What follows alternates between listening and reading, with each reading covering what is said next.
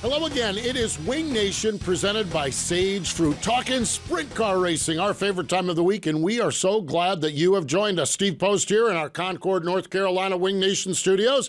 Joining us from the Lethal Chassis Studios up in Pennsylvania is Ashley Stremme, fresh off from a trip to Florida.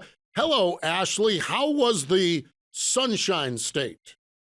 It was beautiful for like the first 4 days, and then of course it rained, but it was fabulous. Ice cream every day at 3 o'clock. It was 75 degrees, but it was a little different with a 10-month-old this year. But I've got to say, Steve, we are absolutely screwed because he loves race cars. Oh, boy. Hang on. That's for sure. Hang on. And I was thinking, yeah, it's got to be totally different down there, keeping him out of the gator pond and everywhere else, right? Yes, I have a video of us in the stands. He's just clapping and hollering. It was a great time. But you're headed to sunny state of Florida. Yeah. Hopefully it'll be sunny the whole time you're there. Fingers crossed, that's for sure. The Great American Race, the Daytona 500. Of course, Motor Racing Network has coverage, so you can follow along with us down there on Motor Racing Network. Today on the program, Ash, I can't wait. I love catching up with Justin Peck. Can't believe he's only 24 years old from over in Indiana, but looking forward to chatting with Justin Peck. Yeah, he had the most races last year at 99. Absolutely insane. But when I pulled up his website and it said he was born in 1998, it about gave me a heart attack. Yeah, it really did. I'm like, that guy has a lot of history for a 24-year-old, and it's going very, very well, that's for sure. He's off to a good start this season. Through Volusia, he had 3 top 10s, 2 top 5s, so really, really stout start. And when we come back here on Wing Nation, presented by Sage Fruit, we'll talk with Justin Peck. Stay with us. We'll be right back. The Outlaws are headed back to the Pacific Northwest. Join us for 3 action-packed nights of racing August 31st, September 1st and 2nd at Skagit Speedway when the World of Outlaw NOS Energy Drink Sprint Cars return for the Sage Fruit Skagit Nationals. Kickoff for the Sage Fruit Skagit Nationals begins Wednesday, August 30th with a pre-race party, live band, Sage Fruit apple giveaways, and more. Then catch Johnny Schatz and the rest of the World of Outlaws as they take on Washington's best sprint car drivers Thursday, Friday, and Saturday nights. Details at SkagitSpeedway.com.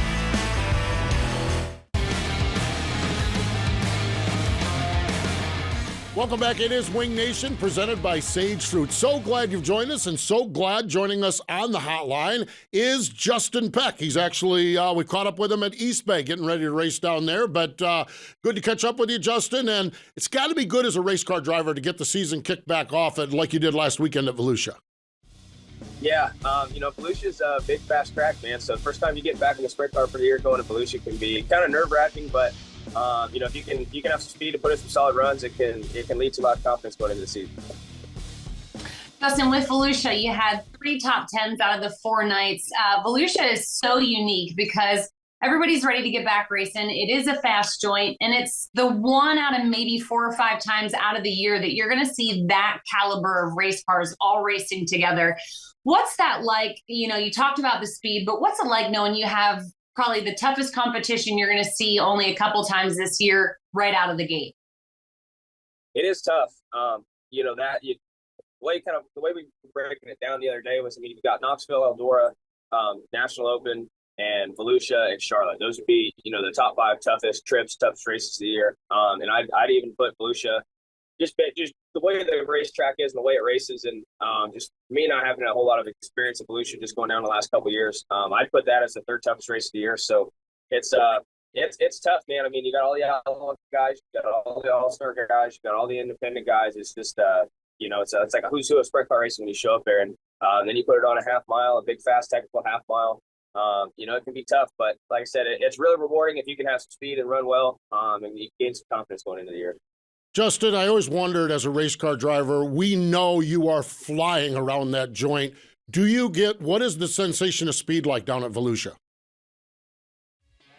You kind of get thrown to the side, man. It's tough. Like you run a couple laps and it seems like you're just sucked onto the right side of the seat and your head's stuck to the headrest. So it can be pretty tough, but it's a lot of fun, man. When your car's dialed in, it's really not that bad. Yeah, you definitely know when you're on the throttle, man. You're definitely in the back of the seat, just sucked all the way to the right. A lot of guys have talked about how that race doesn't translate to anything else you do for the year, but Justin, does that kind of solidify your mindset, so to speak, for the year, knowing that you're able to, pull those 3 top 10s for the year with that caliber of racers, going across the country?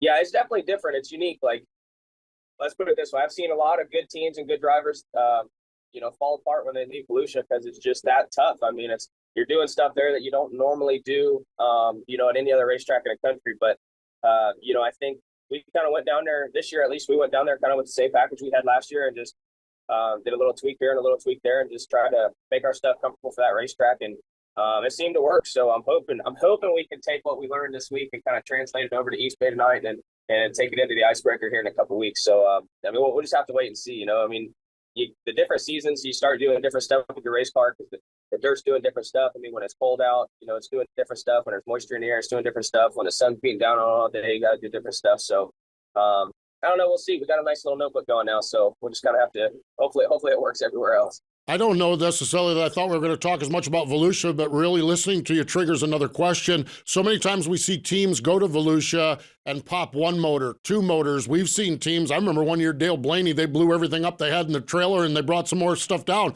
to blow up. How good is it to get out of there unscathed? I think you guys are unscathed. How important is that to get out of there unscathed as well? Because that place can put a team behind in a hurry.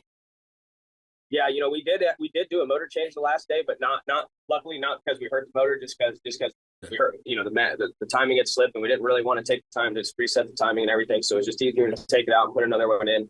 But it's just the quality of the air down there, man. I mean, it's fast. It usually kind of gets cold at night. It's just hard on motors, man, and that's just kind of how it is down there. And knock on wood, we've popped a motor every year we went to Volusia, and this was the first year that we did. So, I mean, we're already going better than we were last 2 years. That dip in the backstretch is a killer on them too. But East Bay, you talk about that place. So who on the team watches the tides? Because we've always heard guys talk about the tides, what you got to do with tires and how the tide is coming and going. Who's in charge of that? I've done it the last 2 years, and then Sean also does it. I don't know. We kind of both get in on it. It just usually I'm paying attention to it, and then I'll kind of keep him updated, and then he's also kind of paying attention to it, keeping me updated. So, I don't know. It bit me one year. The first year I came down here with these guys, I got to the lead and led a couple laps, and the tide came in and changed the racetrack, and I didn't keep up on it fast enough, and I had the wing trunk. So when it I went greasy there for a second, and then the moisture came back up, and it really kind of got fast, and I just was too tight by that point, and fell back, and Donnie ended up winning that race. So ever since then, I've been really keeping up on it, trying to be ahead of the game, because it'll bite you real quick. Yeah, East Bay's right off from the Tampa Bay area, and it's a tide-sensitive track. There's a couple in California that are similar as well. Justin, before we go too much further here, I want to go back to last year. 99 races, more races than anybody in the country. You were fortunate; you came out with 9 wins. But what kind of how bad of a grind is that? I mean, I know you're a driver and you want to race, but 99 races to run more races than anybody else. What's that mean to you to be able to do that? It's tough, man, and this year's goal is to run 100 races, to physically run 100 races. So we got to do one more. But the toughest part about it, man, is you get rolling into Ohio Speed Week. You go straight into Pennsylvania Speed Week, and then it seems like you go to the Kings Royal, and then you head west, and then you do it's basically a mini Speed Week leading up to Knoxville, and then you do the All-Star stuff at Knoxville.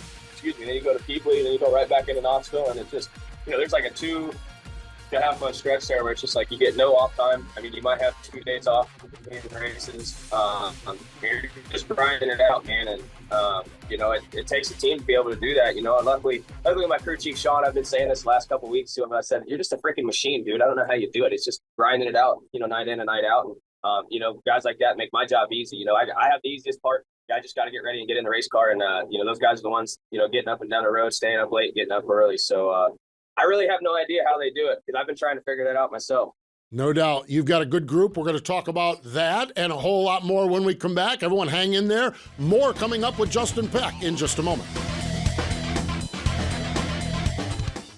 The Outlaws are headed back to the Pacific Northwest. Join us for 3 action-packed nights of racing August 31st, September 1st and 2nd at Skagit Speedway when the World of Outlaw NOS Energy Drink Sprint Cars return for the Sage Fruit Skagit Nationals.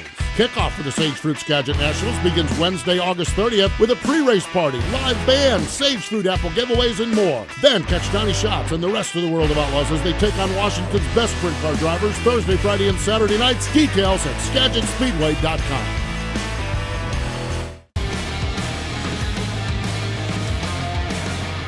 Welcome back. It is Wing Nation presented by Sage Fruit. Let's get right back to it on the hotline. Justin Peck is our guest. And Justin, we talked a lot about 2022. We talked about the start of your season down at Volusia. I want to talk a little before we get into more racing stuff, the off season. And I know you went and you ran the Chili Bowl.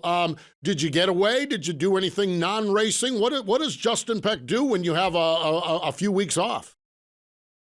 You know, for the most part, man, I just got to enjoy being home. Spent a lot of time back in Indiana, staying at my parents' house, right outside Indianapolis. You know, got to hang out with my brother and stuff. You know, he went and worked for working for KKR last year, so you know he was in North Carolina. I didn't get to see him a whole lot, so I didn't really get to do anything that cool, man. Just we did the Fort Wayne Rumble, did the Chili Bowl. I did go to and check out Atlantic City for the first time though, that the indoor TQ race there. So that was pretty cool, man. I might be searching for a ride for that one next year. That was pretty awesome. We'd love to have you, that's for sure. You know, I always kind of thought it was going to be similar to the Fort Wayne Rumble. People watching on TV, I knew the track was different, the cars were different, but actually being there, it's way bigger of an event. Like a lot more people get into it. It's kind of like going to a Pennsylvania wing sprint car race versus going to like an Ohio wing sprint car race. Like Ohio's cool and it's kind of like a race, you know. Then you go to Pennsylvania and it's a freaking event. Like everyone's crazy about it. Everybody gets into it. So yeah, I thought it was pretty cool. I'm looking forward to going back. Welcome to the state of Pennsylvania. Yeah. No, Justin, in your downtime, you hung out with your brother, but like, what's your day-to-day look like in the off season? Are you doing like honey-do chores for your parents at home? Like, what's your day look like? You know, I spent a lot of it working at Hoosier Tire. You know, I still have a job at Hoosier Tire there in Brownsburg. Work for Mike Allgaier and Justin Allgaier. So they treat me pretty well. You know, they give me the leeway to go racing in the summertime, and you know, went back and just kind of tried to help those guys out, and just kind of clean up the shop a little bit, and sling a couple tires when I could, and kind of help with the parts sections. So that's you know, that's how most of that stuff goes. You know, just trying to stay loose, trying to stay fit. You know, I've tried to eat a little bit healthier, I guess. So I've tried to put a little bit of emphasis on that. But you know, when you go on the road, it's freaking hard to do. You know, you're eating like crap all the time. So I'm just trying to get in a better routine. You know, that's pretty much about all that was. Just trying to get my head right and trying to get my body right, and just get ready for another 100 races this year. You talk about getting fit, being fit. Do you do a routine? Do you do weights? Do you do cardio? Do you have a process, or are you more of the stay busy kind of guy? A little bit of both. You know, I don't get too lost into the trying to, you know, get on a routine or go and do the whole CrossFit thing. So I just kind of do my own little workout program. Just I don't like to do a whole lot of cardio. I'm not too much into cardio, but definitely always try to build up the sweat. Just trying to stay fit, and like I said, just eating right. I think that's the biggest part about it is, you know, it's really easy to kind of get off the eating right thing, and like, you know, just eating a lot of greasy cheeseburgers ain't always good for you. So try to eat a little bit more white meat and stuff like that. All right, so 100 races essentially. You've committed to the High Limit Series. What does the rest of your schedule look like? I'm sure the Eldora Million and the Kings Royal are on that list. Are you going all-stars? Are you kind of going rogue and doing your own thing? What is these 100 races going to compile of? Well, you know, it would be about the same thing we did last year. I can't say 100% what we're doing yet is outside of the High Limit stuff. As far as if we're going to follow the All-Stars or not, you know, that's kind of still up in the air. You know, luckily the way it's worked out, you know, we can go run that race, the first All-Star race at Africa in April, and then the next one's not till the middle of May. So we kind of pick and choose from until we get to that point. That's pretty much what we're going to do. You know, we're running the Outlaws, we'll go back and do the Icebreaker after the East Bay race, come back down, do the Outlaw stuff, follow the Outlaws through all the Pennsylvania stuff. But yeah, I mean, we'll have all the big shows on there: Kings Royal, Knoxville Nationals, National Open. Looking at doing that Houston's race, that $250,000 to win Houston's race. We'll definitely do the Eldora Million. Still looking at doing a lot of the Speed Week stuff, and just trying to run more outlaw races overall. You know, that's eventually the goal. That's where we all want to end up. You know, as far as myself and our Boot Motorsports team goes. So just trying to get better, running with the best of the best, and try to win some big races. As a team that is independent, even if you were an all-star team, you would be allowed to do it. What does it mean when you see someone like Casey and Brad come in and offer $20,000 to win races, $50,000 to win races on Tuesday nights, no conflicts with anybody? That's got to be a really, really neat deal that you guys have decided to follow. Yeah, I mean, it's bigger paying shows can't be bad for the sport. So it is pretty cool, man. It's we're all willing to go race for $10,000, and these guys are willing to put up $22,000, $50,000 to win shows on Tuesday nights. So it's pretty cool, man. I think sprint car racing and dirt racing as a whole is in a really good state right now. And it makes it hard not to want to go run those races. You see guys supporting the sprint car racing and trying to grow sprint car racing. It's hard to not to want to support those kind of people. So when you're logistically laying this all out, this is what I'm thinking, or you say, Tom, I want to run 100 races, and he says, okay, figure it out. Well, to be fair, 100 races was his idea, which I'm all down for. I'm not going to say no to that. But when he saw that we actually ran 99 last year, and he said, well, why the hell didn't we run 100? And I was like, I guess that's what we're going to try and do this year. So just, we're kind of updating our motor program a little bit. And I think that was the biggest thing for us to be successful over that 100 race period would be just, keeping motors fresh and keeping things, in line and not having problems. And, luckily Tim over at HP does a really good job taking care of our stuff. And then we've got one rider as well. That's actually my motor that we've been running the last couple of years. So, and Tom and Ryder take good care of that too. So just like I said, trying to update. We got a new HP motor coming. We got another couple things we've updated on the stuff we've got, and we're ready to take on the challenge. Like I said, Sean's a freaking machine. He'll figure it out. So he's good at what he does. You mentioned Tom. Tom Book is your team owner and one of the truly great characters in the sport, one of the great guys in the sport, one of the guys that puts it into it so you guys can run 100 races. I guess I didn't realize this. I think a lot of this stems. I didn't realize that he was a rugby captain at Penn State, and I know he does competitive fishing. He's got to be, it sounds like he's driven competitively just about like you guys are, and that probably is what fires him. Is that accurate? Yeah, I mean, you have to be some sort of nuts to be doing this sprint car racing stuff, especially from an owner standpoint. And that's just kind of the approach he takes to everything. He wants to be the best at everything he does, and he has the best fishing and stuff, and he always was one of the best at rugby. Back in his day, and it's the same thing with racing. He hires the right people and puts the money into it for us to be successful. So he doesn't want to run second, so we're just out here trying to win for him. Man, what a spot. What a spot for you. What a spot for your guys. And so much fun. Always want to catch up with Tom. What a character, that's for sure. I didn't visualize him as a rugby player, though. His body has changed probably a little bit since his rugby days.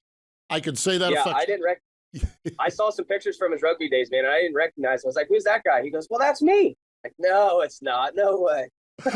Awesome stuff. That is great. That is great. Well, Justin, we appreciate your time here today. We wish you the best of luck as the season unfolds. I know we'll talk to you throughout, but thanks for joining us here on Wing Nation. Yep, thanks for having me, fellas.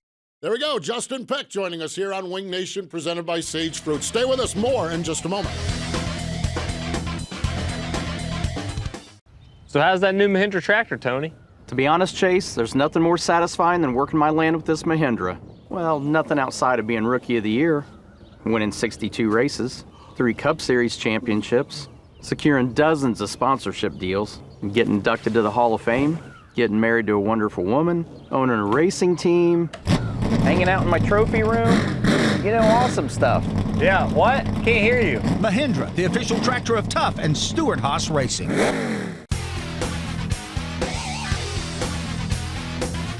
Welcome back. It is Wing Nation, presented by Sage Fruit. So glad you joined us. And Ashley, just absolutely love getting a chance to talk with Justin Peck. What a great young racer he is. And he is carving out a really, really nice spot for him in the sport.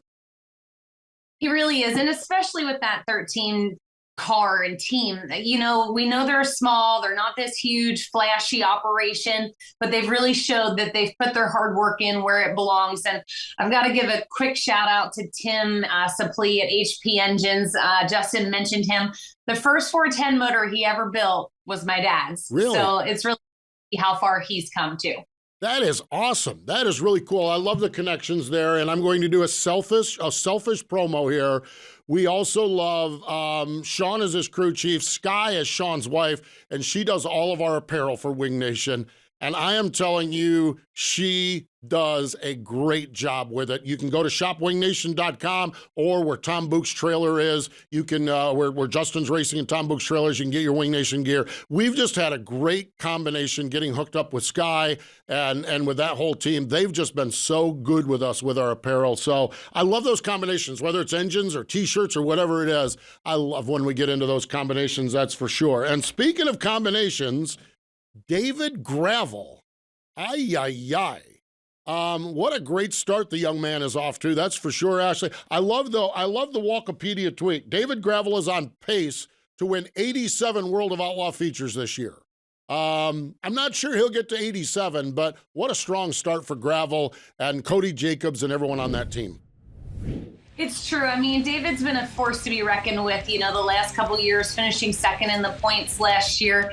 But boy, oh boy, there's nothing that when you sweep the week at Volusia, or the weekend with the World of Outlaws there, he better be walking with his head held high because he earned it. Yeah, no doubt about it. He picked up the win on the first program, which was raced early Friday night after the rain out on Thursday. Buddy Kofoid and Danny Dietrich getting a podium finish there. Second night, it was Gravel, Kofoid, and Logan Schuhart getting the win. This one blew me away, okay? We've talked a little bit about how young Justin Peck is. I cannot believe David Gravel has 78 World of Outlaw wins. I remember his first one at Talladega, and it does not seem like 77 wins ago for David Gravel. He is picking them up and laying them down as far as victory lane goes. And it's true because he's only one behind Brad Sweet. Sweet has 79, and he's 11th on the all-time win list. So that puts it into a little bit of a perspective for you. Yeah, it really is. The other thing I thought was fascinating about it is, and I was wondering this as it was unfolding, and I was watching it, 2 wins in one day, okay? The last time it was done was in 2017. Donnie Schatz did it at Volusia. And it's like, it seems really rare now, but Ashley, it used to be they would schedule 2 races in one day. I remember they used to run Syracuse in the afternoon and Rolling Wheels at night. So while it's new in the modern era, and modern era being the last 5 or 6 years, there's actually quite a who's who of, he's actually the 6th driver that has won 2 in one day. Yeah, some guy named Steve Kinzer did it 4 times in his career, and then Donnie Schatz has done it. But I have to say, I did see Steve down there. He is busy as ever with Craig and what's going on. So it was good to see the King, walking around the racetrack this past week. Yeah, he was inducted into the Eastern Motorsports Press Association Hall of Fame. I saw that ceremony or some pictures of it, and it's always good to see Steve Kinzer. I think it might have been somebody tweeted they showed a picture of him scraping mud, and it's like maybe the most overqualified mud scraper you've ever seen in a sprint car pit.